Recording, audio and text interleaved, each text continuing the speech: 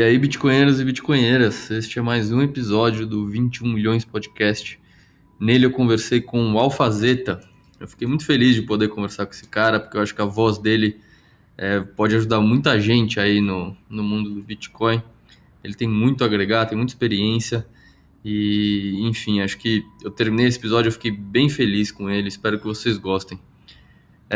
Por favor, compartilhem os episódios, se inscrevam nas plataformas que vocês ouvem eles. E continuem mandando feedback. Eu tenho recebido bons feedbacks na DM do Twitter. Minha DM está aberta para quem quiser mandar qualquer sugestão ou crítica. Tem me ajudado muito. Espero que vocês gostem desse episódio. Eu gostei muito, eu fiquei muito feliz com ele. E até a próxima, pessoal.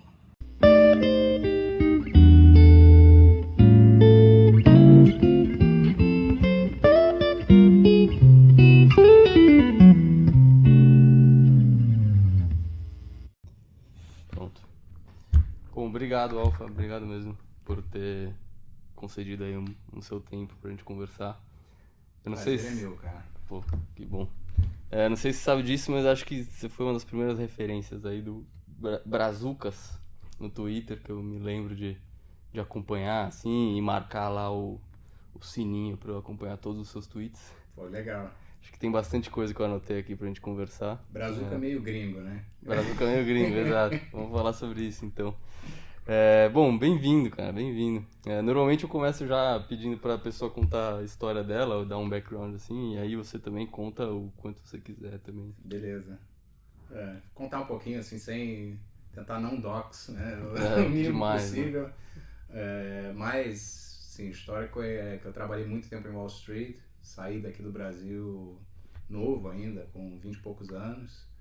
Fui fazer um MBA nos Estados Unidos e a história que acho que repete muito brasileiro, né? Você vai, passa um tempinho, e minha ideia era passar 2 anos e voltar, acabei trabalhando lá um tempo, e aí por lá passei nas grandes casas de Wall Street, trabalhei na Goldman, trabalhei na Merrill, trabalhei no Deutsche Bank, trabalhei em vários bancos. Tudo lá. Tudo lá, sempre em Nova York. E vi por esses anos todos Wall Street mudar muito, né? Coisas boas, muita coisa ruim. Eu passei, 2007 eu passei lá, vi a crise toda acontecer do olho do furacão. Estava numa das empresas que foi comprada e quebrou lá na época. Então acompanhei isso aí muito de perto. E aí poucos anos atrás, resolvi voltar para o Brasil e vim empreender aqui, fazer outras coisas, sair de Wall Street, não aguentava mais. Acho que parte de eu ter me atraído tanto pelo Bitcoin foi ver o que de dentro, né, tudo que aconteceu em Wall Street, ver o motivo. A gente sabe, eu sei bem de perto o motivo da gente ter no Genesis Block lá 2008, né? 2008, né, uma menção exata àquela crise que a gente viu crescer, todo mundo sabia que ia acontecer. E acontecer da maneira que aconteceu e ver o que aconteceu com os bancos, né? Então, para mim, acho que foi um pouco mais fácil, talvez, de ver por que isso tem valor, por que isso acho que é transformacional para o mundo, né? Sim. E por que a gente está vendo aí crescer um negócio que é totalmente novo, diferente e que, então, não tem a menor dúvida, vai dominar o mundo para frente. Show.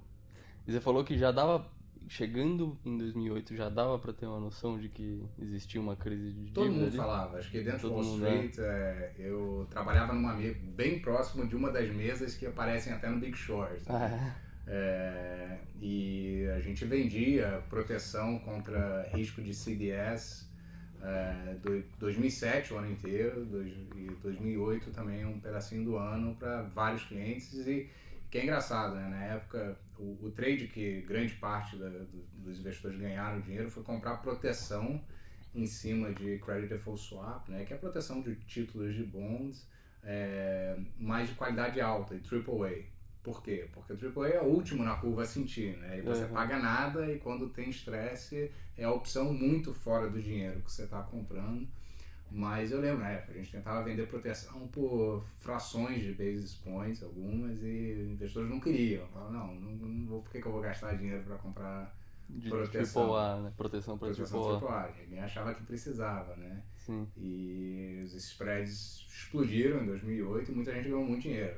Assim, eu vi fortunas serem montadas em cima dessa operação. E Wall Street todo mundo falava. Acho que o timing que era a questão, né, de quando isso ia acontecer. A história lá dos CLOs, da Lehman, do que estava acontecendo, cara, era bola cantada de que aquilo ali não ia acabar bem. Acho que chegou um momento em 2007 que é engraçado. Chegou um momento em 2007 que muita gente começou a se questionar, pô, eu devo estar errado, não é possível, porque de repente esse negócio vai sair do outro lado. Eu acho que tem um paralelo com o mundo de hoje, né? De Sim, a gente fala, 2020, né? A gente tem essa impressão toda de dinheiro, mas nada está acontecendo, a inflação não está vindo, será que vai vir, será que não vai vir? E muito parecido, em 2007 a gente estava nesse mesmo barco, pensando, pô, de repente a gente errou, não vai acontecer. E eu acho que olhando o Big Short, né, você vê isso no filme, né? Tem momentos que você tá no trade certo, você tá na direção certa, mas o momento não é o momento certo, né? E os bancos ainda demoraram para para marcar se viesse a... Exato. Depois que verdade, explodiu, né? A gente ainda demoraram muito para marcar. Por pressão, assim, pressão do Fed, pressão de todo mundo, para não marcar, porque se marcasse ia quebrar todo mundo, né? Teve um final de semana ali em 2008 que a gente tinha Lehman quebrada, Merrill Lynch quebrada, uma porrada de banco pequeno quebrada e, sim, Fed ativamente indo lá, bater na porta do Bank of America, falando, ó, você tem que comprar a Merrill Lynch, não tem jeito, não tem opção, não tem negociação, senão você quebra também. Sim. E a perspectiva ali, você achava que... Você começou a entender que o Fed realmente ia salvar a coisa, ou por algum momento você achou que, puta, esse aqui é o fim de um sistema financeiro do jeito que a gente acha, do jeito que eu conheço hoje? Na época era difícil, acho que a gente não tinha nem pensava nisso. Teve muita discussão quando o Salomon Brothers quebrou, né? Que quebrou, o Fed deixou quebrar, né? Foi primeiro o Bear Stearns? Foi Bear Stearns, desculpa. Então, logo com Bear Stearns... Mas o Salomon Brothers também quebrou, depois. Mas na história do Bear Stearns, o Fed não fez nada. Sim, né? deixou. E deixou quebrar. E eu acho que o mercado estava achando que era o que ia acontecer, que assim, quem que fosse quebrar ia quebrar. Era para quebrar. Eu acho que teria sido o melhor caminho, era deixar quem tinha que quebrar e aquela história, né? O brush fire, melhor deixa o fogo pegar, mas vai pegar, vai ser contido e talvez vai quebrar 1, 2, 3, 4, mas em algum momento. Mas a realidade é que a gente não sabe. Talvez isso realmente tivesse levado a o sistema todo colapsar, e ninguém sabe o que quer dizer isso, né? Também, verdade. Eu acho que o sistema ia se reinventar de alguma maneira, porque o sistema precisa existir, né? Então, mas eu não sei, isso realmente, eu acho que naquele ponto, na maneira que a gente chegou, no momento que a gente chegou, o Fed tinha que ter feito, ele não tinha opção, tinha que fazer o que foi feito, né? Sim, assim, dado os incentivos do Fed, era o que ele ia fazer, né, obviamente, não deixar a coisa colapsar debaixo da vigia ali, né, do mandato da pessoa ali, quem que era? Não lembro quem que era o presidente do Fed. Não, o Paulson era o Treasury, né? Isso mesmo. Era o outro cara mais barbudinho, careca.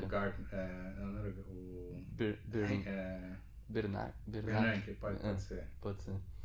Enfim, mas legal. E aí, depois você passou o furacão, vamos dizer assim, a tempestade. Só que daí você ainda teve alguns anos ali entre 2008 e Bitcoin.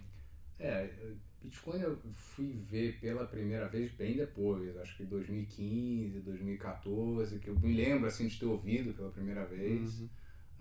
Mas era um negócio super distante, eu ouvia num newsletter ali alguma coisa, não entrei no detalhe.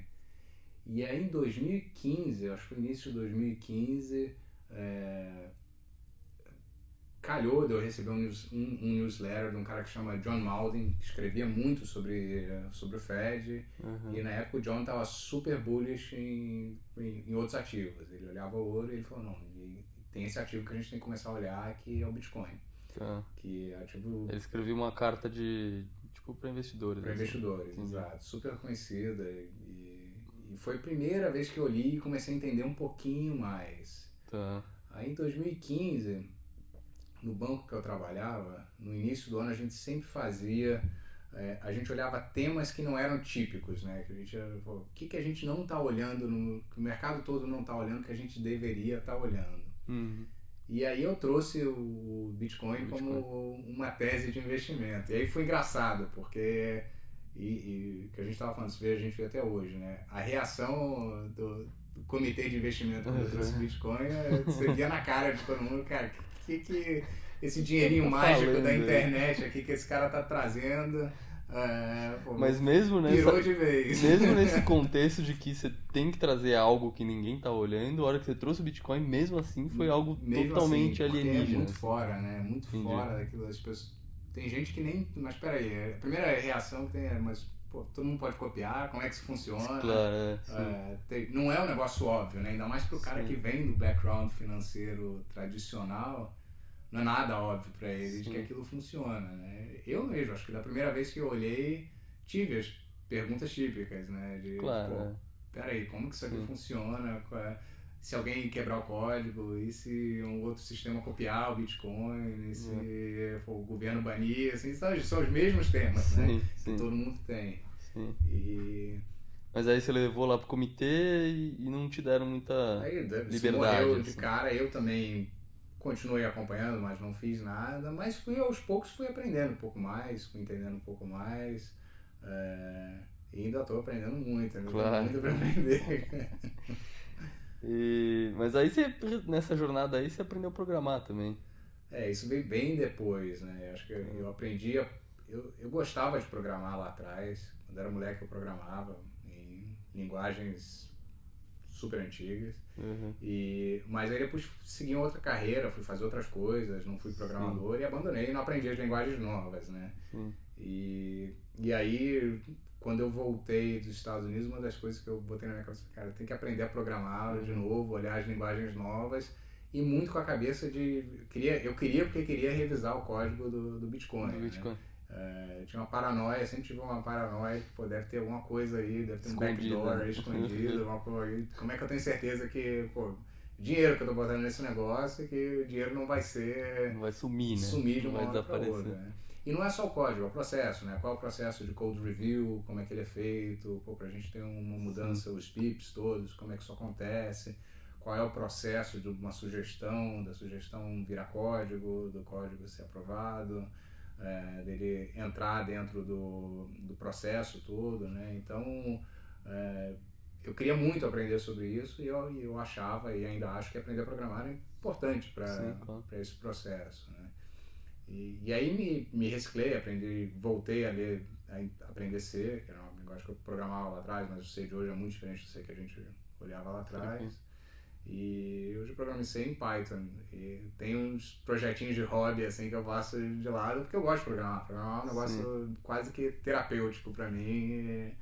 E aí eu acho que a melhor maneira de aprender alguma coisa é você meter na mão, seja na mão de graxa e aprendendo. E Bitcoin é assim também, o que eu aprendo lá fazendo, tem um projetinho eu vi seu GitHub aqui.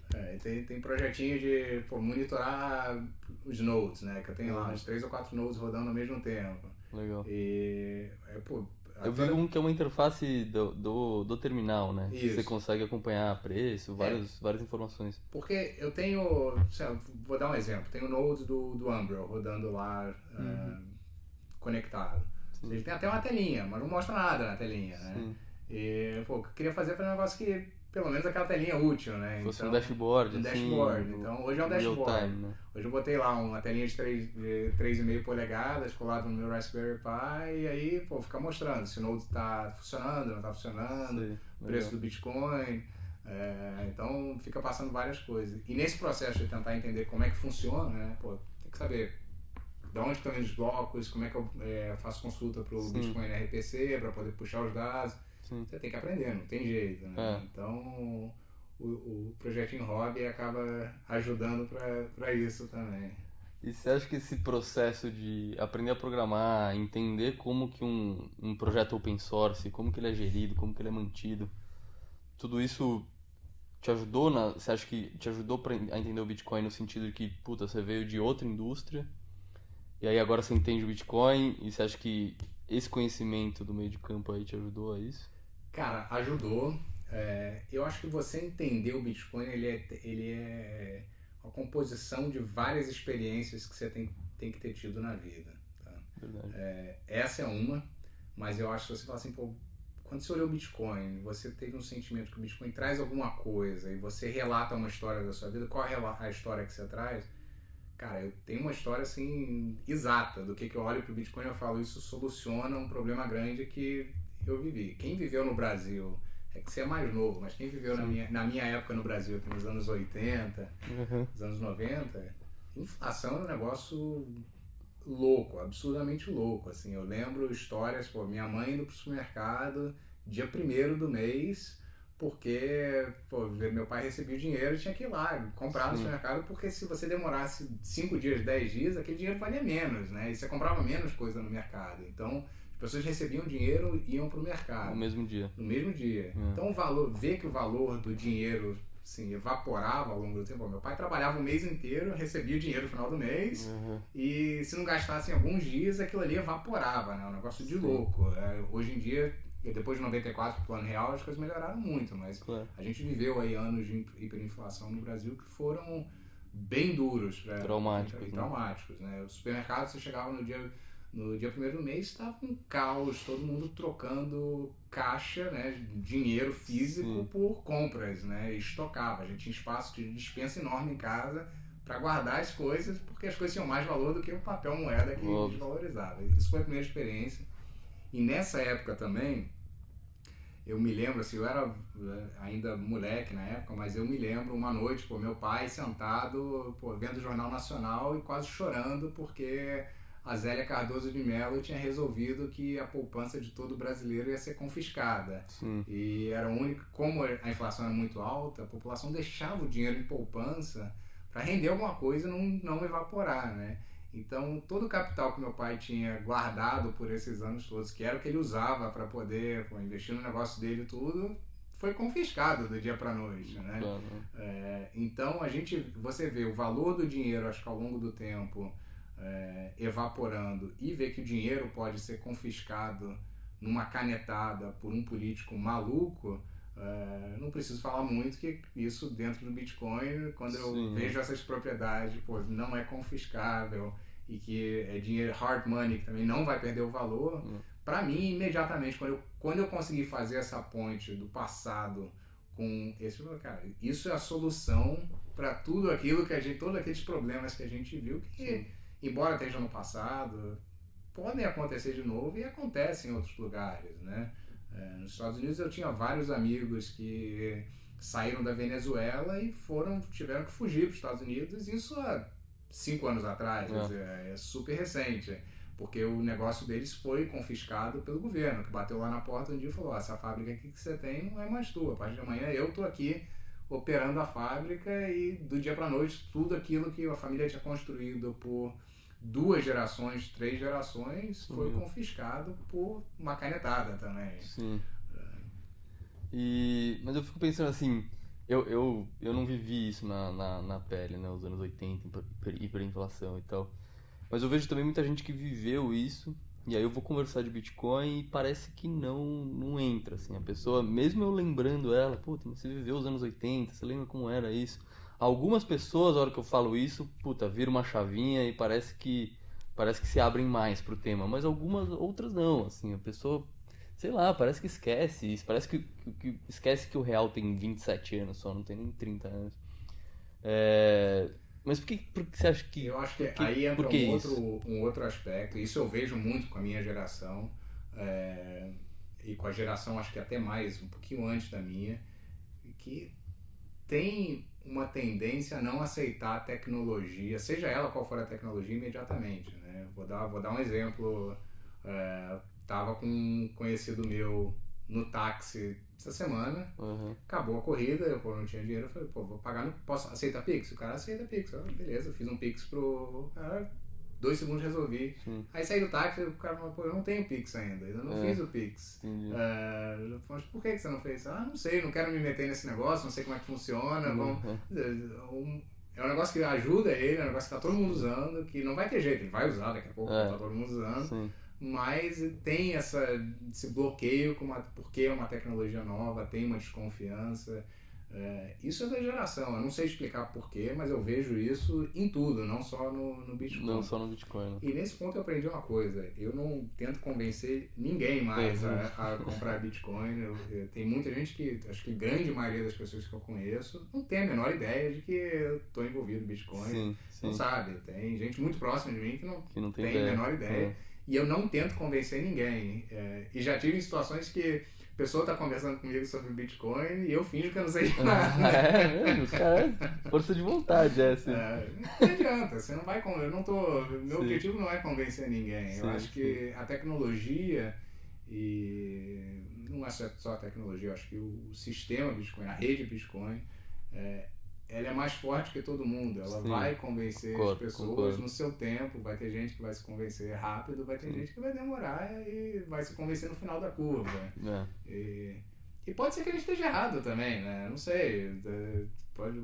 Nada é certo no mundo, né? Eu acho que a gente não está errado, mas pode ser. Outra coisa que eu lembro que você fala no Twitter, e eu sempre acompanho quando você fala, é algumas análises quantitativas que você faz. Uma que eu gosto bastante é que você pegou todos os dias, vê se eu consigo explicar direito, mas você pegou os dias em que o Bitcoin retorna, traz um retorno muito alto, e esses dias são poucos dias no ano, e eles compõem grande parte do rendimento anual do Bitcoin. Perfeito, exatamente isso. Mas de onde você chegou nisso? Como você faz essas análises? Você gosta? Cara, eu gosto. O Bitcoin é um ativo que em comportamento de preço ele é diferente de tudo aquilo que eu acompanhei na minha carreira. E eu acho que necessariamente é o caso de um ativo que é muito novo e que tem liquidez. Porque a gente talvez teria uma mesma experiência de volatilidade com ativos, por exemplo, uma startup. Se uma startup tivesse ações listadas, onde você vê todo dia o preço de cada segundo, tivesse liquidez, você ia ver que o preço não é um preço estável. Tem um dia que você vai lá na startup e, cara, quebrou alguma coisa e o preço iria para zero, né? Quebrou a startup. A incerteza é muito, muito grande, né? Mas a gente não vê isso porque não existe o mercado, não existe liquidez. O Bitcoin está na infância ainda. Eu acho que assim, se a gente olhar para onde a gente vai, está muito no começo. O mercado potencial ainda é muito maior. Muito grande, muito grande. Eu acho que eventualmente a gente vai capturar o mercado monetário de valor de quase tudo no mundo. E volatilidade é normal, mas traz alguns comportamentos que são atípicos que a gente não vai ver, não presenciou ainda em nenhum ativo. E esse é super curioso, né? Porque isso aí eu acho que comecei a olhar, eu tenho que lembrar bem, mas acho que foi em 2017, mais ou menos, quando o mercado caiu e muita gente estava falando, olha, eu vou vender minha posição e vou esperar porque em algum momento eu vou voltar. A hora que eu estiver subindo, eu consigo pegar a subida, entro de novo. Acha, né? Eu vou entrar, vou time the market e vou entrar. Só que esses movimentos acontecem. Aí eu comecei a olhar, falei, mas deixa eu ver se realmente isso funciona. E não precisa de muito, você abre o gráfico e você vê que os movimentos de alta acontecem muito rápido e os movimentos de queda também acontecem muito rápido. E aí eu fiz essa análise, eu acho que e está corretíssimo, eu não me lembro os números corretos aqui porque tem tempo que eu fiz, mas se você estiver fora e você perder esses poucos dias em que o mercado voltou muito rápido, você não vai se mexer, você não vai realocar e a hora que você for comprar, você vai comprar provavelmente no momento errado, né? Isso aconteceu também em 2007, eu lembro de muita gente que se desalavancou em 2008, vendeu toda a posição que tinha ações, por exemplo. Conheço muitos investidores que venderam em 2008 até hoje não recompraram, porque o mercado voltou na cara e o cara fica naquela, vou esperar mais um pouco, e espera e não recompra, né? Acaba com menos Bitcoin ou menos ações do que você tinha antes. Exatamente. Então, time the market nesse ativo, eu não sou bom o suficiente para fazer isso e eu acho que não existe um trader que vai fazer isso consistentemente e vai sobreviver no longo prazo, porque volta 3 semanas atrás onde a gente estava e agora. 3 semanas atrás, todo mundo... E é um mercado maníaco-depressivo, né? Totalmente. Porque quando tá lá embaixo, acabou o mundo. Acabou, vai pra zero. Vai pra zero, a China vai continuar atacando isso, pô, Sim. acabou o mundo e esquece Bitcoin. E aí passa algumas semanas e muda, né? Agora já, não, de novo, é o melhor ativo do mundo, pô, vai pra 100 mil. Vai pra 100 mil. Exato. Complicado, né? Então se você viver ou na mania ou na depressão, você vai estar sempre errado, né? E esse negócio acho que do preço, grande parte do tempo, o preço está em queda ou de lado. Então é um ativo que dói muito para segurar, né? Porque quando cai, dói de verdade. E quando tá de lado também dói, porque você fica, pô, vai subir, não vai subir, vai subir, não vai subir, o que vai acontecer? Então grande parte do tempo você está na dor e na expectativa, né? Então tem que tentar. Eu olho o preço, pô, o dia inteiro, né? Acho que todo mundo olha o preço o dia inteiro. Exato. Mas tem que ter, acho que, esse background na cabeça, de que não adianta muito. O melhor realmente cara, vai comprando aos poucos. Eu, particularmente, assim, quando tenho um caixa para alocar, eu espero um pouco, espero esses momentos que tem uma queda brusca e é o momento que eu aloco um pouquinho mais. Legal. Essa última queda, batemos 64 e caímos até 30 mil. Eu tenho um amigo que, enfim, não é um bitcoinheiro fanático, né, que nem a gente. Ele é um cara que, de me ouvir falar, foi lá e comprou um pouco de Bitcoin e tal. E ele conseguiu vender muito bem, assim, tipo, 55 mil dólares, ele vendeu tudo, assim, porque ele sentiu que ia cair e tal. E aí depois ele ficou conversando comigo e falou, não, eu senti que ele tava achando que ele conseguia acertar o timing do mercado. Mas aí, puta, agora voltou tudo, ele não comprou, ele tá com menos Bitcoin do que ele tinha antes. É complicado, né? É um jogo difícil. Você não vai acertar. Olha, eu trabalhei com alguns dos melhores traders do mundo. Cara, trading é um negócio muito difícil de você ser consistente. Estressante também, né? Muito estressante. E pra você fazer a trade, que grande parte das pessoas fazem trade com análise técnica. Isso é um negócio que morreu há muito tempo, as pessoas reviveram isso agora, não sei porquê. É mesmo, não sabia isso. Trader profissional não usa muito raro. análise Hoje em dia, as análises técnicas que se usam são análises muito mais de comportamento, de ver dados, de ver o que está acontecendo no mercado, de tentar prever volume, mas análise técnica, de você olhar gráfico e traçar curva, isso morreu há muito tempo. Eu lembro, isso aí, sei lá, 99, quando eu comecei a operar, eu lembro eu pegando, tinha um livro que era a Bíblia da análise técnica, era um negócio grosso assim, e eu chegando na mesa de trading, um pouco aquilo, e o head trader olhou e falou, cara, você vai ser demitido amanhã se você começar a usar isso aqui, isso aí não funciona, isso aí é 99, isso é astrologia. Que loucura. Senta e vai ler um balanço, vai ver como é que uma companhia funciona, que é uma maneira de você ganhar dinheiro consistentemente. Isso aí é a diferença da astronomia e da astrologia, né? Mas tem outra análise quantitativa que você fez que eu achei legal, que é que dado tantos dias ou um longo período em que o Bitcoin fica meio de lado ou com uma baixa volatilidade, depois ele tende a explodir para cima ou para baixo, mas mais vezes para cima. Depois de um período de baixa volatilidade, tem mais vezes ele sobe, ele explode do que ele derrete. Isso eu achei muito interessante também. Eu acho que tem um fundamento para isso, né? Acho que é aquele negócio que a gente vê, o mercado cai, as pessoas começam a perder interesse, a volatilidade vai caindo também, cai no esquecimento, né? A liquidez seca um pouco. E aí, cara, esse ativo é um ativo que vai continuar tendo notícia boa, um ativo que vai continuar tendo fluxo, isso não vai parar. Aí você tem 1 ou 2 momentos de notícia boa e reverte isso, e reverte um momento de baixa liquidez, e por isso o preço normalmente sobe bastante. Né? Agora esses últimos 3 meses foi um período parecido com esse, né? Exato. Exatamente. Eu lembro até que acho que você atualizou um gráfico que você tinha feito. De volatilidade, eu acho que sim. Acho que sim. Bacana. Isso tá tudo, depois você pode botar, tá tudo no GitHub, todo o código que eu escrevo é totalmente aberto, open source. Vou colocar o link no seu GitHub. Pode usar, editar, copiar, apagar, fazer o que quiser. Boa. Vamos ver mais o que eu tenho por aqui. Bom, até comentei com você antes da gente começar que eu escutei sua entrevista com o Marty Bent e com o Matt Odell. Qual que é o nome? Tales from the Crypt, né?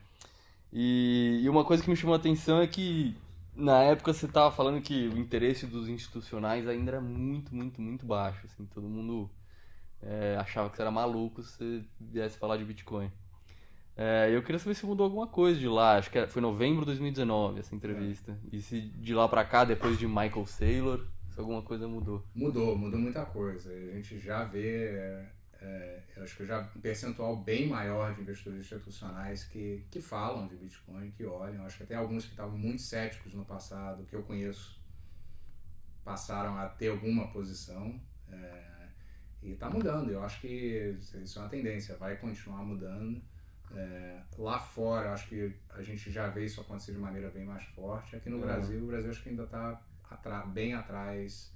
Não sei que você esteja conversando com alguém que tá numa fintech, tá numa empresa que está ligada no setor, que conhece, bem mais difícil. Você sentar com alguém do Itaú lá para falar sobre, o cara não vai saber o que você está falando, na maioria. Acho que tem exceções, mas na maioria não vai.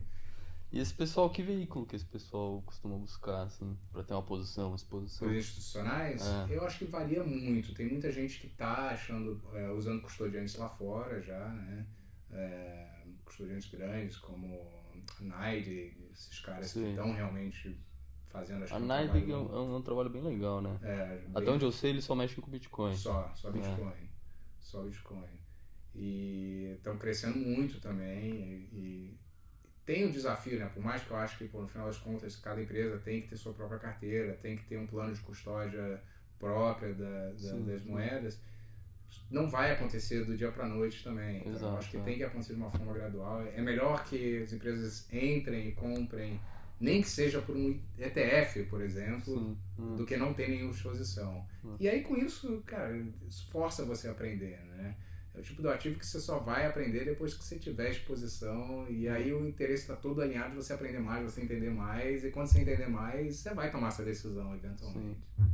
E se a pessoa ali, ou o comitê, tomou a decisão de se expor no institucional, né, na pessoa jurídica, às vezes na pessoa física o cara consegue ter um pouco mais de confiança para tentar comprar e fazer uma custódia própria. Então, né? isso é o primeiro movimento que a gente vê, né?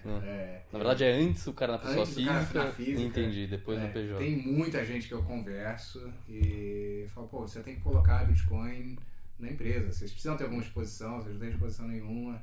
E o cara fala, não, eu já tenho na física, não preciso colocar na empresa, entendeu? Não tem porquê. Se eu quiser comprar, se eu quiser tomar esse risco, eu tomo na física, não vou botar na empresa, né? E eu acho que é o primeiro ativo que a gente está vendo que nasce dessa maneira, né? Ele nasce do indivíduo interessante isso mesmo. E talvez ele nem precise ir para o nível de corporação, porque o indivíduo vai ser aquele que vai se beneficiar e vai... Eu não sei se você tem acompanhado, com certeza você tem acompanhado o que está acontecendo no Congresso americano essa semana. Sim. Eu li alguns feedbacks de que os congressistas estão todos assustados com a mobilização que aconteceu, pessoal, né? porque por causa da mudança que foi proposta para ser feita. O que aconteceu no final das contas? Aprovaram nenhuma emenda. Mas aprovaram a BIL lá, o projeto de lei. Que é ruim, né? Que é ruim, sim. Mas vai para o Congresso agora e parece que no Congresso pode ser que tenha que vão ter propostas de edição. Mas acho que foi surpreendente nesse processo todo que foi um movimento que veio dos indivíduos, né? Veio não só de várias pessoas ligando para os senadores, pedindo para ter mudança, que aí tem toda uma discussão que a gente pode ter de que a gente deveria engajar com esse sistema antigo ou não deveria engajar com esse sistema antigo, mas tirando isso à parte, eu acho que isso já mostra a força do indivíduo de ter, cara, isso é interesse alinhado na veia, né? Eu quero que o negócio seja bem sucedido, porque se não for bem sucedido vai tacar meu bolso, né? Exato, e não começa por isso, né? Eu não tô no Bitcoin porque, eu acho que é uma empresa, ou que é um ativo que vai simplesmente só subir. Tem toda uma filosofia por trás da gente tá com essa exposição, né? Então, eu acho que a gente já está começando a ver os efeitos de você ter um ativo nascendo do indivíduo e não das empresas, não das instituições. E isso é bom, isso não é ruim. E é muito interessante mesmo esse ângulo aí que você está propondo, porque eu nunca tinha pensado nisso. Eu lembro até que eu até notei isso na sua entrevista com o Marty Bent, você falou que no Bitcoin somos todos equity holders, né? Que todos temos equity dessa rede, né? Exato. Então, enfim, isso acaba fazendo essa mobilização do pessoal ligando lá pros senadores e para não passar um projeto de lei ruim do jeito que eles tinham escrito. Mas também acho que acaba criando muita colaboração, né, entre Bitcoin, né? 100%. De trocar informação e ser aberto em relação a alguma empreitada que você está querendo fazer, como que você está fazendo aquilo. Enfim, é muito interessante essa ideia. Acho que bate bastante com isso que você falou, de ser um ativo que está nascendo do indivíduo, né, e não das instituições. Exato. E somos todos equity holders, né? No final das contas, number go up technology, né? Tecnologia de número subir, o preço subir, é o melhor incentivo que você tem pra gente aprender mais. Né? Olha o meu exemplo. Por que eu fui aprender a programar? Não foi uma empresa que falou pra mim, você tem que ir lá, tem que aprender a programar. Um chefe que virou e falou assim, não, eu fui lá por interesse próprio, que é o melhor incentivo de todos, né? Sim. Porque eu quero entender mais sobre esse ativo, eu quero saber se esse ativo, e eu quero colaborar para esse ativo prosperar no futuro, né? Por que eu faço todo esse código open source? Né? Porque eu sei que, cara, vai entrar alguém lá e vai beneficiar disso, e vai ajudar, e vai crescer em cima disso. E esse efeito, desse network effect que a gente vê, acho que no Bitcoin, né? Você vê, o próprio Satoshi, quando criou o Bitcoin, ele já veio de tecnologias antigas que foram criadas e criou aquilo. Eles falam nos Estados Unidos, você está standing on the shoulders of giants, né? Então o cara, você já está olhando lá de cima. Juntou várias coisas e criou um negócio que é totalmente diferente. E eu acho que a gente está vendo uma aceleração nisso de informação, de colaboração, que não vai parar. Isso é unstoppable, isso aqui não vai parar. A gente vai ter aí alguns bumps que a gente vai passar, vamos ter o quebra-mola no meio do caminho que a gente vai ter que passar, sempre tem. A China vai banir o Bitcoin mais 37 vezes, como eles já baniram. O Brasil vai fazer algumas estupidezes em algum momento. Tudo isso vai acontecer, pode ter certeza. Mas eu acho que o efeito de rede, a gente já saiu da velocidade de escape há muito tempo. Quantas pessoas que você conhece que viraram para você e falaram assim, olha, eu olhei Bitcoin, eu estudei muito Bitcoin, eu tive exposição no Bitcoin, mas eu tô desiludido, eu já vi que esse negócio não vai funcionar. Não existe nenhuma, zero pessoas. Não existe. É um caminho sem volta. É um caminho sem volta, exato, é um buraco negro. Você tem hora que você tem mais gente entrando nesse buraco, né? E você tem hora que tem menos gente entrando nesse buraco. Mas depois que entrou realmente, o cara não sai do buraco. Não sai. Vai cada vez mais fundo, não tem jeito. Essa ideia eu tenho ouvido bastante na internet ultimamente, de que, tipo, por exemplo, você tem alguns satoshis lá, você ganha com a evolução de todo mundo, né, nesse meio. Então, desde o cara que faz um podcast e faz sucesso e começa a educar mais pessoas, que também viram hodlers, ou até um cara que, montou uma corretora lá na Indonésia. E a Indonésia está no outro lado do mundo, só que são milhões, sei lá, deve ser 500 milhões de pessoas na Indonésia, ou por essa ordem de grandeza, né? E, enfim, aí o cara criou uma corretora na Indonésia, ele também contribui e valoriza o seu equity, né? É mágico isso. Eu acho que não tem, eu não consigo pensar em nenhum outro ativo que seja algo parecido. Não assim, existe. Não existe, né? Nunca existiu. Não existe. É totalmente novo, totalmente revolucionário. Eu acho que... E aí, muita gente fala, você só compra Bitcoin, você só se expõe em Bitcoin. Eu acho que é muito parte disso também, porque código é open source. Vamos supor que amanhã nasce um altcoin, não vai existir, mas vamos supor que existe um altcoin que nasceu e tem uma tecnologia totalmente revolucionária.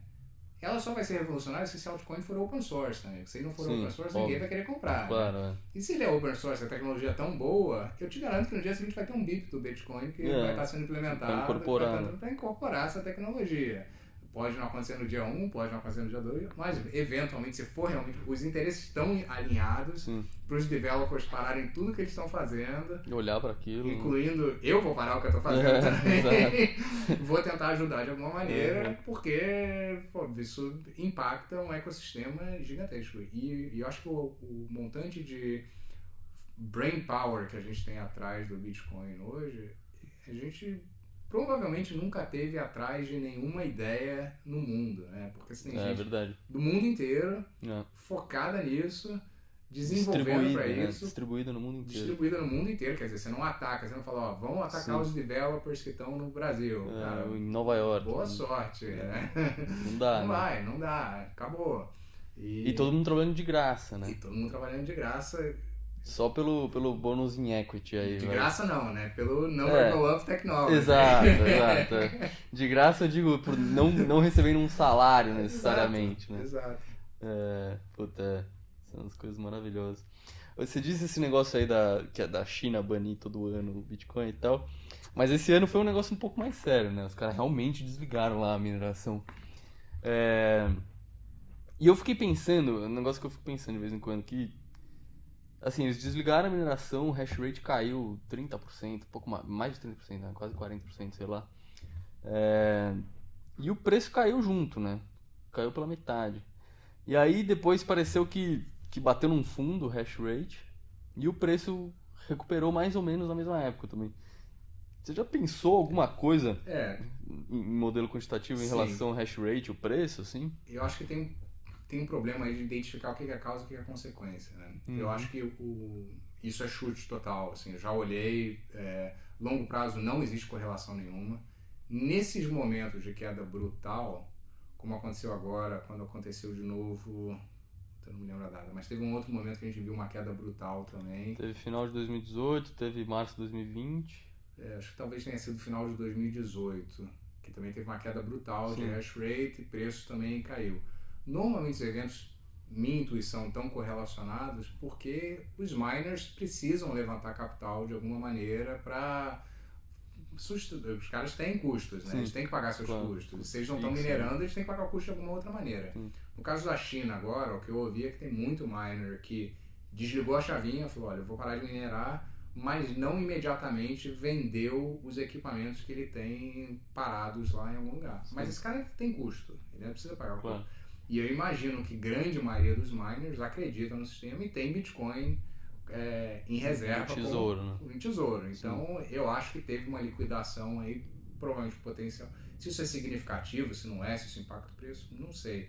Mas, teoricamente, se você pegar um gráfico de longo prazo e tentar fazer uma análise de correlação entre hash rate, não existe correlação nenhuma. Existem correlações, acho que em momentos, como que a gente viu, como a gente acabou de ver agora, né? E calhou também de ter, e vai calhar, né? De você ter o bottom, que vai ser o momento que eles vão parar de liquidar também, porque o hash rate vai voltar a funcionar. E eu não sei até que ponto, quantos desses saíram da China realmente, quantos que já estão em outros países. O pessoal lá do Tailspring Crypt fala disso bastante, né? O Marty fala bastante de que ele vê que muito veio para os Estados Unidos e muito vai ser ligado nos Estados Unidos. Tem um ciclo para isso acontecer, não deveria impactar preço, porque no final de contas a única coisa que isso vai ajustar a dificuldade. A gente não vai ter a oferta de bitcoins, não muda. Não muda, exato. Ela é a mesma. Então a única coisa que pode explicar isso é demanda. Então a demanda pode ser maior ou pode ser menor, mas a oferta como um todo é a mesma, né? Pode ter gente querendo vender, trazendo oferta de venda no mercado, né? Mas do lado assim, do commodity como um todo, a oferta é dada. A gente sabe quantos bitcoins vão ser feitos ao longo do tempo. Então, o único efeito de estar aumentando o volume de vendas é de realmente ter alguém no mercado que tem que liquidar a posição, né? E você acha que pode acontecer um efeito dominó com o pessoal alavancado? Sempre acontece, né? Esse movimento mesmo que a gente viu é redução de alavancagem, né? Março do ano passado, quando a gente viu a redução de alavancagem, é sempre redução de alavancagem. A alavancagem é o que quebra metade das pessoas, né? Eu nunca tradei alavancado porque eu tenho certeza, como a volatilidade ela é incerta, você não sabe quando que você vai ter esses gaps, volta a conversa que a gente estava tendo, né? Você não vai prever quando que você vai estar do lado errado de um trade, ele vai bater na sua cabeça e é o pior dos cenários, que você perde tudo, né? Você se desalavanca e perde tudo. O canto da sereia, ele é bom, né? Porque você fala, eu tenho aqui um Bitcoin. Pô, de repente posso alavancar ele por 3, né? Por que eu não vou fazer isso, né? Se subir, eu vou ganhar muito mais dinheiro. Bitcoin só vai subir a longo prazo, né? Vou alavancar. Aí você inclui um elemento que você não deveria ter incluído, que é dependência de caminho, né? Agora você é path dependent, você sabe que, pô, não é só chegar do ponto A até o ponto B. Se tiver volatilidade no meio do caminho, a volatilidade vai te destruir, né? E vai destruir sua posição. E às vezes o cara nem é liquidado, mas ele vê, pô, eu tinha aqui um Bitcoin, ela vendendo por 3, caiu 10%. Cara, eu perdi 30%, cara, ele mesmo vende, né? Não quer tomar mais o risco. E não vai entrar de novo, volta ao nosso ponto, né? E fica com menos Bitcoin. E fica com menos Bitcoin no mesmo caminho. Então, é aquele efeito que talvez você vai... Esse é o contrário, você vai sentir um pouco melhor do que se não ter Bitcoin grande parte do tempo, mas vai ter uma hora que você não vai sentir mal, não. Você vai morrer, você vai tomar na cabeça. Complicado mesmo. Bom, eu nunca me alavanquei, atualmente eu tenho usado a compra recorrente, e que pra mim tem sido algo emocionalmente, assim, um alívio emocional, assim. Porque eu nem preciso mais preocupar se hoje é um dia bom pra comprar, se hoje não é, se eu espero até semana que vem. Tá lá, eu sei o quanto que eu vou comprar num mês inteiro. É isso. E ele compra todo dia pra mim. E se esse negócio der certo da maneira que a gente tá vendo que vai dar certo, não vai fazer diferença se você comprou exato. Pô, a 40 mil, a 50 mil, a 70 mil, não vai fazer diferença nenhuma. Isso vai valer alguns milhões de dólares. Então, você vai olhar para trás e falar assim, pô, mas eu podia ter comprado a 50 mil, eu fiquei esperando, pô, não comprei, esperei ir para 30 e nunca foi para 30. Exato, acabei comprando, sei lá, 150. Eu já vejo isso, assim, eu vejo o pessoal que comprou lá atrás, o cara não tá preocupado se ele comprou a $300, a $400, a $500. Nem lembra, mano, nem faz mais as contas. Não fez nenhuma, não fez nenhuma. Pô, legal. Pô, eu vou aproveitar aqui pra usar um pouco sua cabeça aí, porque você é um cara que já trabalhou no coração do mercado financeiro aí, vamos dizer. Então eu queria algo que eu nunca perguntei para nenhum convidado, que é sobre o que você acha que vai dar ao nosso sistema atual monetário, assim, qual que é o final do jogo aí, vamos dizer. Eu vou dar a minha visão, assim, em geral, e aí eu deixo com você, para você falar. Assim, hoje em dia a gente já vê um cenário em que bonds em geral, né, título de renda fixa em geral, já está rendendo menos que a inflação. E me parece que não, pra mim, assim, na minha análise, é que os bancos centrais não têm outra opção a não ser alongar isso por muito tempo ainda, até que eles consigam algum alívio da dívida através desse mecanismo. E num cenário desse, assim, ou você fica perdendo dinheiro em renda fixa, ou você vai acabar comprando equities e tá um puta risco, porque os múltiplos já são absurdos. E a única opção que eu vejo razoável ali é o Bitcoin, mas claro, eu sou enviesado, sou bitcoinheiro. Enfim, eu não consigo ver como os caras vão sair desse cenário, a não ser que aconteça alguma coisa catastrófica, não sei. Eu também não consigo ver. Eu tenho convicção de que esse sistema vai acabar de uma maneira ou de outra. Eu não sei te dizer se isso é um negócio que vai acontecer esse ano ou se isso é um negócio que vai acontecer em 15 anos. Não tenho ideia, não tenho a menor ideia. A gente vê que o Banco Central americano, principalmente, tem um histórico de sobreviver a essas crises bem. Então, isso é impressionante, né? Que tipo, toda vez que você entende o sistema, parece que ele vai colapsar amanhã, mas esses caras conseguem ficar chutando a lata. O mundo está muito ligado nisso, né? O mundo depende do dólar, o mundo é ligado na história toda do petrodólar, o mundo é ligado no dólar, né? Então, pra gente entrar num mundo novo, onde a gente não precisa de dólar, isso pro mundo, pra população como um todo, isso não está longe da cabeça deles. As pessoas não veem que tem saída ainda. A gente vê que tem uma saída, a saída é clara, mas isso não é claro para a grande maioria das pessoas. E você está corretíssimo, não tem saída desse sistema, um sistema que está super alavancado, dívida absurdamente alta, subindo em valores assim astronômicos, né? A gente fala de trilhões de dólares como se não fosse nada hoje em dia. Não, em 2008, né, era bilhões, né, a unidade de medida. Exato. E já era meio absurdo falar em 200 bilhões de dólares e tal de resgate. Hoje em dia a gente fala de trilhões como se não fosse nada. Assim, a gente não tem dimensão da diferença, né, entre bilhões e trilhões. Mas a diferença para pagar essa dívida, uma dívida de 1 bilhão comparado com uma dívida de 1 trilhão, a gente está falando de milhares de anos de trabalho a mais que não tem que ser feito. Então, é impagável. Isso é impagável. Tem algumas saídas. Tem a saída da inflação, que a inflação aumenta. E eu acho que em algum momento o Fed vai chegar nessa conclusão. Cara, a gente precisa ter inflação. Se não tiver inflação, o serviço da dívida vai ficar impagável em algum momento. E a inflação vai comer a poupança da população como um todo. E eu acho que os bancos centrais não viram ainda que hoje as pessoas têm uma saída. As pessoas têm uma alternativa. E isso vai acelerar em algum momento. De novo, eu não sei, como Parker Lewis fala, né? Gradually and then suddenly. A gente vai ter esse momento que as pessoas estão aprendendo mais, estão vendo que tem essa saída, que estão vendo que tem essa possibilidade, e em algum momento elas vão desligar a luz e falar, cara, vou sair desse sistema porque esse sistema não funciona mais.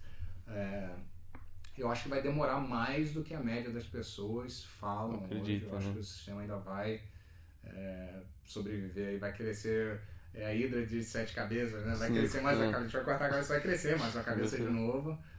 Mas ele não tem saída, não existe um endgame que seja fora disso. Eu não consigo ver. Eu acho que, além de inflação, precisaria de muito crescimento na economia americana, de novo, muito consumo, que não vai acontecer. Já é uma esgotado, super endividada, né?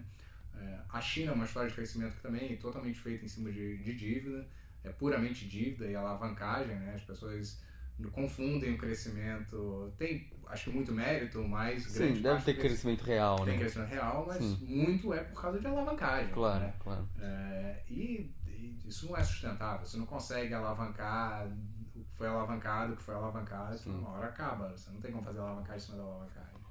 E você acha que esse pessoal desses comitês que realmente influenciam o sistema monetário, então do Fed, do Banco da Inglaterra, enfim, esse pessoal no ninho do urubu ali, você acha que esse pessoal eles têm conversas honestas sobre o Bitcoin? Tipo, do jeito que eles enxergam que o Bitcoin realmente é uma ameaça para o sistema que eles estão gerindo? Você acha que existe isso? Ou eles estão assim, ainda sob um efeito meio de ilusão, assim, de que não, é só dinheirinho mágico da internet? É difícil saber. Eu acho que recentemente eles começaram a prestar uma atenção um pouquinho maior, mas na média ainda acham que isso é um negócio totalmente fora daquilo que eles fazem, que não representa nada, não representa perigo nenhum, não representa oportunidade nenhuma, porque tem os dois lados, né? E eu acho que os bancos centrais deveriam estar pensando. Cara, eu acho que os bancos centrais não têm noção ainda de que isso realmente do é uma tamanho ameaça. disso. Não acham que isso é uma ameaça. Eles estão preocupados com coisas muito maiores na cabeça deles do que isso.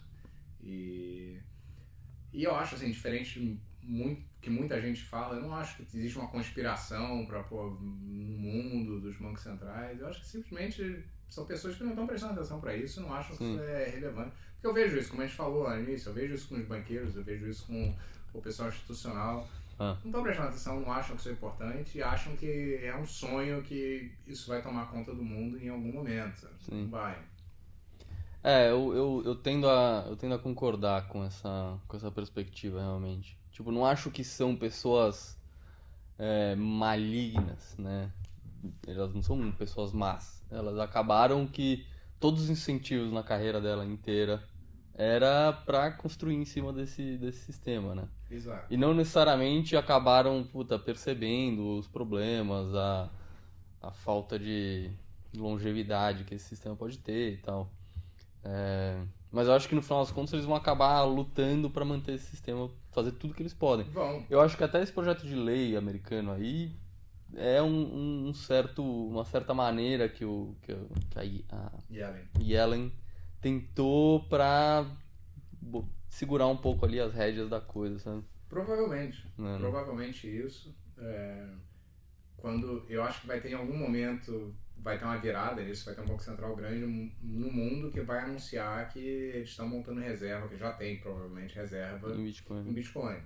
Isso vai acontecer e eu acho que isso vai ser um momento dos outros bancos centrais acordarem e falarem, pô, a gente precisa fazer alguma coisa também. Sim. Não sei qual vai ser o Banco Central, mas eu te garanto que em algum momento a gente vai ter um Banco Central que vai estar anunciando que eles vão ter reservas significativas. Eu acho um absurdo. O Brasil é um país que tem reservas hidrográficas gigantescas. A gente sabe que a gente tem excesso de energia sendo gerada pelo governo, né? A gente devia ter lá em Itaipu, quando a gente está em momento de pico, deveria ter mineradores de Bitcoin que estão ligados lá e esse dinheiro teria sido criado para ser reserva que está entrando pro Banco Central, seja lá para Tesouro, no final das contas. Eu já acho um absurdo que a gente que não tem essa visão de que isso pode ser feito, né? Mas, de novo, eu acho que é um negócio que é muito longe da cabeça dessas pessoas.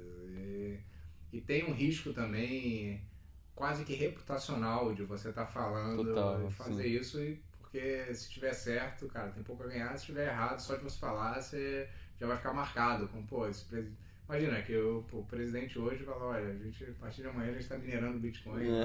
Cara, o cara tá maluco, né? Maluco já, mas... Exatamente. Tem uma outra história que acho que você até acabou escrevendo no Twitter e acho que você mencionou também na entrevista com o Marty Bent, que é que você cobriu o IPO do Google. E você acabou levando lá pro comitê de investimento, pessoal super senior e tal. E o pessoal olhou e falou, nossa, que merda é essa? Motor de search engine. Por que eu vou botar dinheiro no search engine? A história é exatamente essa. Eu fui apresentar, falei logo que teve o IPO. E no IPO a empresa já estava, uma empresa bem estabelecida. E eles olharam o valuation e falaram, você tá maluco, isso aqui é um search engine. Não conseguiam ver que não era um search engine, era muito mais que um search engine, a quantidade de dados que eles estavam... Mas assim, era difícil de ver? Ou faltava um pulo do gato? O que faltou? O mercado tanto o mercado já tinha visto isso que eles estavam indo para o IPO. Eles não iriam para um IPO com valuation que foram se o mercado não tivesse visto que tinha muito mais valor do que simplesmente um search engine, né? Não era lá um lugar, a nova, eu vi, essa é a nova página amarela, né? Que você tinha lá de ver os endereços antigos. Os caras digitalizaram só as páginas amarelas. Que não eles digitalizaram muito mais do que toda a informação dematerializaram a informação toda, do mundo todo, né? E fluxo, não é só informação, mas o fluxo da informação, aonde que a informação está sendo vista, por que ela está sendo vista, controle de informação, né? Você já deve ter visto isso, mas o Google tem um poder absurdo hoje. Você vai lá, para comprar ads do Google, cara, às vezes o preço é totalmente aleatório. Eles têm um controle, tem coisas que eles não querem colocar de ads, não deixam. Então, o controle é absurdo em cima do fluxo de informações, né? Total. Mas assim, o mercado então já estava precificando, mas o comitê que se apresentou o investimento, o pessoal mais conservador. Assim. Total, né? Assim, não tem por que investir nisso. E a mesma coisa com Bitcoin, de novo. Acho que tem gente que não... vai demorar para acordar, eventualmente vai acordar, mas vai demorar. O Warren Buffett até hoje. Até hoje chamando de veneno de rato, né? Não só o Bitcoin, mas Google, ele não investe em tecnologia. Google, entendi. Também não é, ele fala, não é minha praia, não entendo, não quero fazer. E tudo bem, não tem problema. Ok, legal. Deixa eu ver se eu tenho alguma coisa anotadinha aqui ainda. Falando em CDS, né? Credit Default Swap, eu não sei se você já viu, mas tem aquele Greg Foss no Twitter, que ele fez um modelinho, canadense, que ele fez um modelinho tentando precificar o Bitcoin baseado no preço dos CDS soberanos. Já deu uma olhada nisso? Acho interessante? Dei uma olhada, super interessante, acho super válido. E sim, não olhei no detalhe, mas o que eu li, me parece, a intuição dele acho que está corretíssima, que realmente se você precificar... O trade é esse, né? O mercado de bond soberano não tá valendo mais do que tá valendo. Exato. E migrar pro Bitcoin. Você tem a precificação do mercado, uma das duas está errada, né? Ou o preço do Bitcoin está errado, ou a precificação do mercado soberano está errada. Perfeito. Um dos dois tem que estar errado, por definição, é matemático, né? Como que isso se ajusta, não sei, mas tem que se ajustar, né? Legal. E eu acho que à medida do tempo, o risco do Bitcoin só vai diminuir, né? Assim, é um ativo que vai de-risk ao longo do tempo. Exato. Então, Enquanto o montante de dívida soberano vai aumentar vai o aumentar o risco, risco. né? Só vem aumentando o risco. Exatamente. Legal. Você tem algum tema que você queira falar? Alguma coisa Não, acho que a gente específica? cobriu bastante coisa. Bacana. Eu acho que assim, os pontos principais que você trouxe, acho que a gente tentar estar nesse mercado é impossível. Eu acho que as pessoas esquecem tudo que eu falei até agora, só lembra que é impossível estar nesse mercado, é super atraente, todo mundo vai achar que consegue ser trader, todo mundo vai achar que consegue achar um momento bom de comprar e de vender. Sim. A probabilidade de você ser um trader bom é nenhuma. É nenhuma. E eu, pelo menos, não conheço nenhum. Eu tenho certeza que eu não sou. E acho que a melhor coisa a fazer é comprar um pouquinho, vai comprando um pouquinho, vai montando uma posição, vai aprendendo mais, espera um pouco. E tem que estar nesse jogo por 5, 10 anos, 15 anos, porque isso vai se pagar em 10 anos, em 15 anos, em 20 anos. Sim, com certeza. Não vai fazer diferença se você, de novo, comprou por 40, 50, 100 mil, vai fazer diferença nenhuma no final das contas. Legal. Bom, para terminar, eu sempre peço para o convidado indicar um livro, assim, relacionado ao Bitcoin, mas também não precisa ser sobre o Bitcoin, sei lá, você que sabe. Algo que você acha relevante aí pro tema e que te marcou de alguma maneira. Cara, eu falei, acho que não é livro, mas eu acho que as pessoas, quem quiser ler o negócio, tem dois bons. Tem o Bullish Case for Bitcoin, que é do Vijay Boyapati, né, que é muito bom. Sim. E eu acho que tudo que o Parker Lewis escreve também, que não é em Puta, sou formato de apaixonado livro, também. mas tudo que ele escreve é muito bem baseado, muito bem bom, né? documentado. E a série dele, Gradually, Then Suddenly, eu acho que é das melhores coisas que tem, assim, pra quem tá aí nessa margem entre finanças e mundo de Bitcoin, é a melhor maneira que você tem de se aprender e ver porque que realmente esse negócio tem valor. Sim. Os textos dele, porra, eu sou apaixonado pelos textos dele. Tem dois, um que é Bitcoin Obsoletes All Money, eu acho que é isso. Que é o Bitcoin torna obsoletos todos os outros dinheiros. E o outro que é a grande desfinancialização. Esses dois, eu ainda tenho que pagar um freela pra traduzir isso e eu publicar em português, sabe? Ainda vou fazer isso. Pô, mas legal. Obrigado, Alfa. Obrigado mesmo pelo seu prazer, tempo. Cara, quando quiser. Puta papo legal. Boa sorte com o podcast. Como Pô, você falou, obrigado. isso é importante. Acho que a gente precisa de mais podcasts no Brasil. Legal, obrigado. Prazer estar aqui, cara. Pô, um prazer. Quer deixar seu Twitter lá pro pessoal te seguir? Alfa Zeta. Com dois As. Alfa A Zeta. Alfa Zeta. Então no Twitter. Beleza, obrigado. Obrigado. Valeu.